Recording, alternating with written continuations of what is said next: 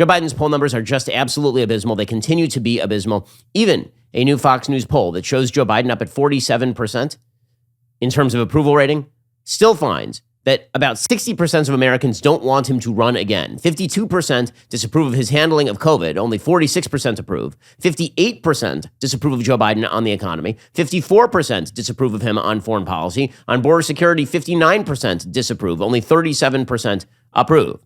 And asked who they would vote for if the 2024 presidential election were held today, only 36% said they would vote for Joe Biden. 60% said they would definitely or probably vote for someone else.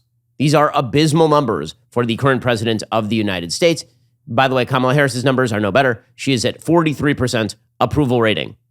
And right now, the survey asks about generic congressional ballot. If the election for Congress were held today, who they would vote for. Republicans narrowly edge out the Democrats 44 to 43. What that really means, because people don't like saying that they are going to vote for the Republican Party, is that Republicans in a wipeout. This poll, by the way, is actually one of the stronger polls for Joe Biden of recent measure. A lot of the other polls have him down in the mid to low 30s. And the media are beginning to catch on to this. Chuck Todd over at NBC News, he says that Joe Biden is no longer seen as competent or effective. Yeah, no joke there. President Biden's news conference on Wednesday was designed to kick off a second-year reset of his presidency. Recapture his political identity, if you will. But our new NBC News poll suggests Mr. Biden does need a reset because he's lost his identity a bit. He's no longer seen as competent and effective. He's no longer seen as a good commander-in-chief, or perhaps most damaging, as easygoing and likable. In fact, just 5% of adults say Mr. Biden has performed better than expected as president. Okay, when Chuck Todd is off the Biden train, that train is just derailed. There's no one left on the train. It is off the tracks, like in The Fugitive. Harrison Ford is running away from it and is going right into a ravine. Right? It is a bad situation for the Biden administration. The only funny part about that quote from Chuck Todd is that he thinks that Joe Biden was ever seen as radically competent or effective. He was seen as not Donald Trump, but that is not the same thing as being seen as competent or effective. Meanwhile, over on CBS, they're having the same experience. They had a focus group. Participants were asked whether they think that America is better off for the last year under Joe Biden. It went very, very poorly again for Joe Biden in this CBS focus group. During the course of the pandemic, we've been listening to Americans through Zoom to get their thoughts on COVID, the economy, and how the government is handling it all. On Friday, we checked back in with 6 of them. Who feels like we are in a better place now than we were a year ago? Show of hands. No one believes we're in a better spot now. Well, that's not great for Joe Biden. Meanwhile, the person who's coming under fire, because somebody needs to come under fire for this. If you're the Biden administration, someone has to go under that bus. The person who's being criticized most often is Ron Klain. Ron Klain is the current White House chief of staff. There are actually a couple of them. He is the radical chief of staff. He spends all day on Twitter.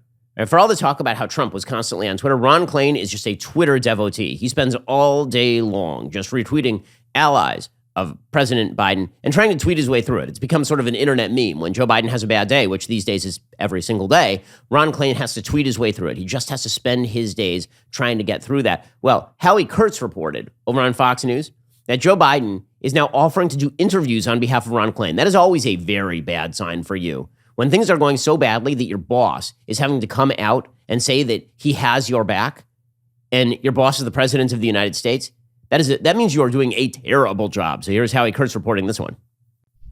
Ron Klain knew, based on my reporting, when he took this job, that this day would come, that he knew that the low poll numbers and the voting rights defeat would make him a target. He kind of looks at it as like being an NFL coach where you turn on talk radio, everyone's talking about all the stupid things that you did, and he's consulted with former chiefs of staff.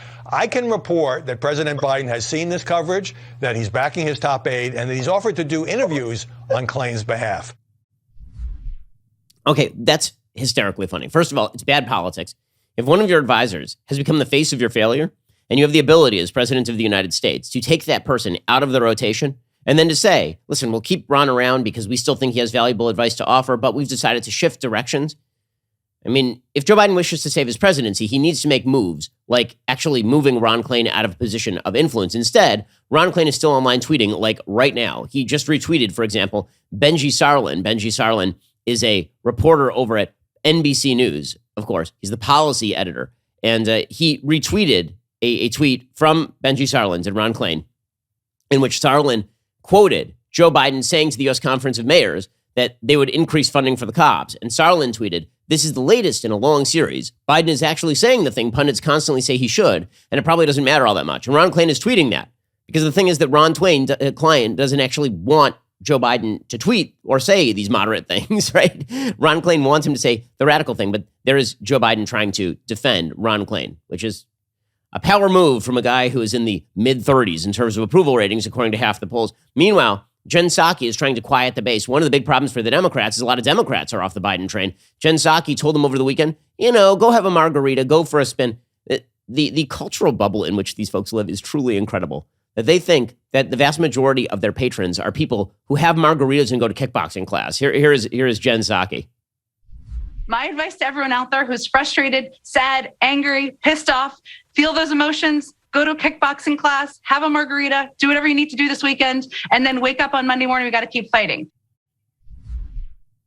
Okay, I'm just going to point out that the vast majority of people who follow politics in the United States are not single women who live on the set of Sex and the City.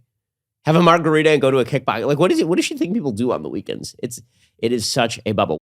I hope you enjoyed that clip from The Ben Shapiro Show. If you did, go ahead and hit that subscribe button so you stay up to date with all our future content.